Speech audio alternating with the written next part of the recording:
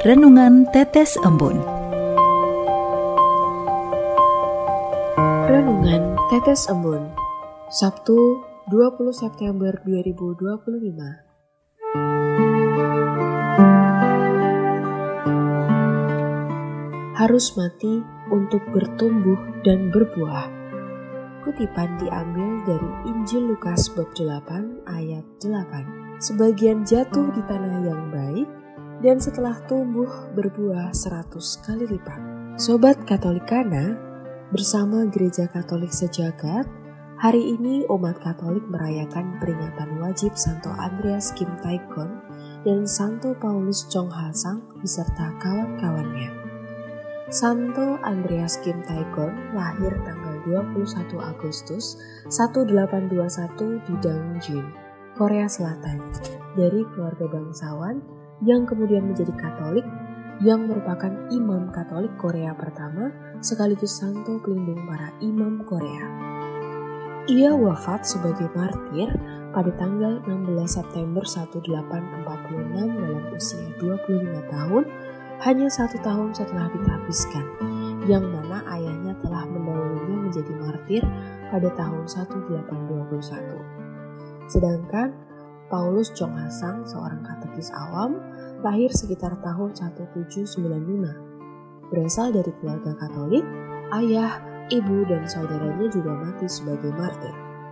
Bahkan, ibu dan saudaranya Paulus menjadi orang kudus yang telah berjuang keras untuk mendirikan dan memperkuat gereja Katolik di Korea, serta meminta bantuan dari Tiongkok dan Roma untuk mengirimkan misionaris dan membuka sebuah keuskupan.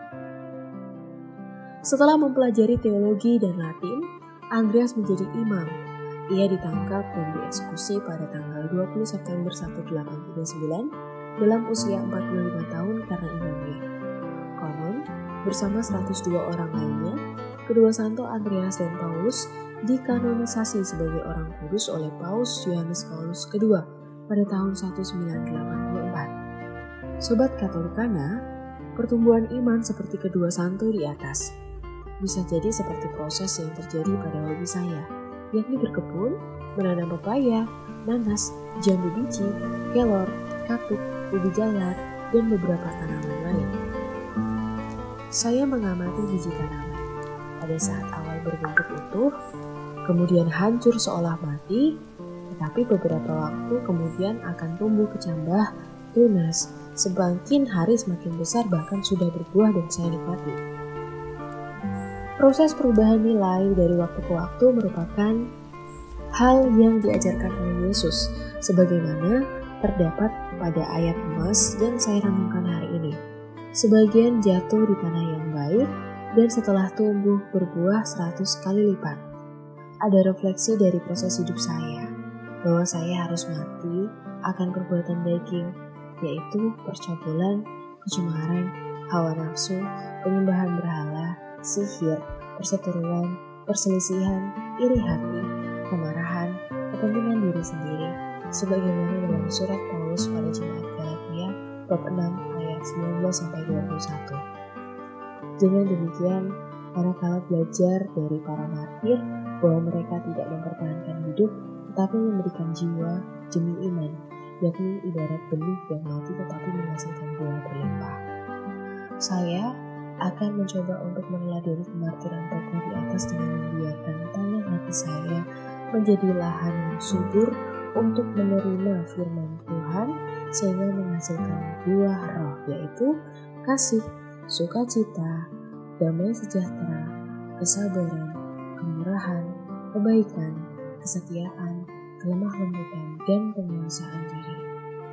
Pesan Tuhan hari ini mengajak saya dan sobat Katolikana agar memiliki tanah hati yang baik, berani mati akan perbuatan daging untuk dapat bertumbuh dan berbuah.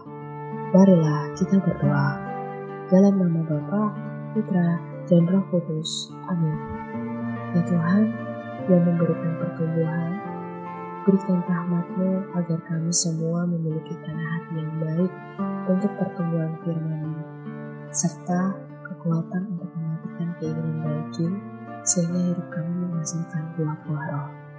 Amin. Dalam nama Bapa, Kudus. Amin.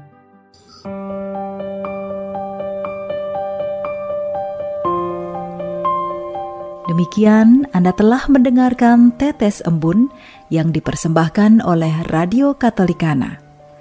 Renungan Tetes Embun bisa Anda simak di Radio Katolikana, media sosial Radio Katolikana, dan YouTube Katolikana. Terima kasih dan sampai jumpa.